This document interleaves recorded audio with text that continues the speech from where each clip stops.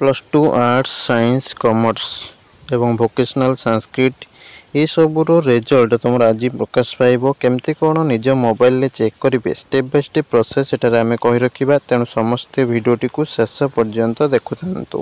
नमस्कार दोस्तों, इस वीडियो को लाइक करें, हमारे चैनल को सब्सक्राइब करें, इस घंटी के आइकन को दबाएं, ऑल सेलेक्ट करें हमारी सभी वीडियो सबसे पहले देखने के लिए।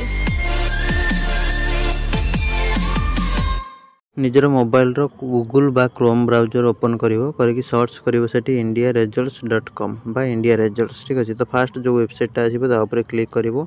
क्लिक करला परे तुमर ए टाइप रा आसीबो जोडी देखि परिवो तुमर स्टेट और यूटी सिलेक्ट करिवो। तो एठी ओडिसा देखि परथु ODISHA या ऊपर सिलेक्ट करिवो गला परे तुमर रिसेंटली तुमर अपडेट जोटा रहिछि तो council of higher secondary education या ऊपर सिलेक्ट करनबो +2 पिला माने।